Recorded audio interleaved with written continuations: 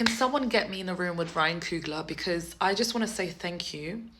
Thank you for the way that you portrayed baby loss. You did it in a way that this world is not even prepared for. I say this world isn't prepared for because I've seen so many reviews now after watching the movie. The only one mentioned their daughter at all. Really and truly, in society, when we experience baby loss, people just see that as an event that happens to someone. But actually, no.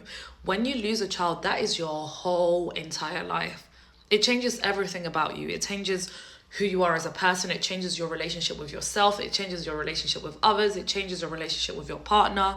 It informs the person you become. So the person that Annie and Smoke are is literally a result of losing their child. I just thought it was so beautifully portrayed how the moment that Smoke returns to Mississippi and back to the home that maybe he would have shared with Annie, before he goes inside the home, it's not a second thought, it's an immediate thing. He has a moment of communication, a moment of honoring, acknowledging, and loving on his daughter. And what he does, he kneels to the ground, he touches the ground where she was probably laid to rest, and he says, "Papa is here." Okay, and in that exact space we see a stone with a handprint of their baby girl's hand, and we see a bottle of milk, and he puts down some flowers. And this bottle of milk is so significant as well because obviously Annie is the one who's putting this bottle of milk, maybe daily or maybe every other day, as an offering to her daughter, which makes absolute sense. This is her parenting her child in the only way that she can, in the only way that most of us can nowadays, which is having like literal keepsakes of our children.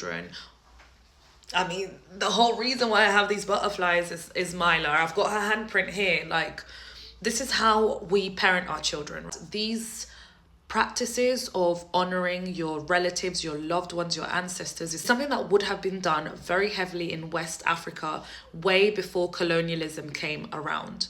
Like, it was common sense to just honor and love on the people that would have meant a lot to you, that would have made you the person that you are today, significant people in your life. Like, why wouldn't you? Like, just why?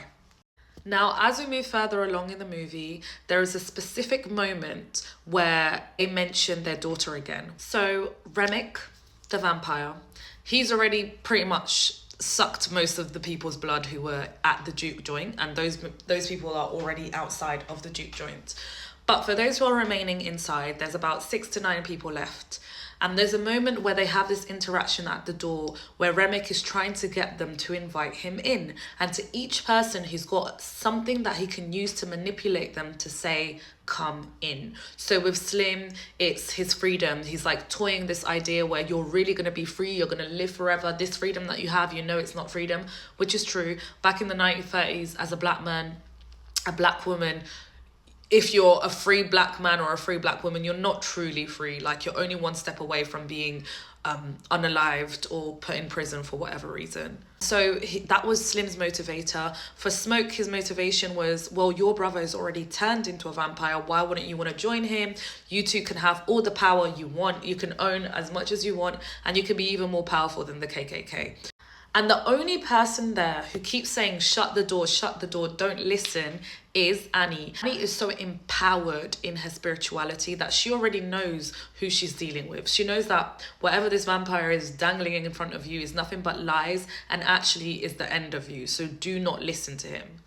And later on, when it comes to the time where they most likely will all have their blood sucked by these vampires, she has a conversation with Smoke where she says, "Make sure you unalive me when I am bitten, because I do not want to transition into a vampire. I do not want to be a trapped soul in this body because I've got someone waiting for me on the other side." If she had not had her daughter and Remick could find something to manipulate her with, maybe she might be, do you know what? It's probably better for me to be a vampire. Maybe she might have been manipulated. But losing a child, you can't be manipulated. You cannot be manipulated. You want to meet your kid.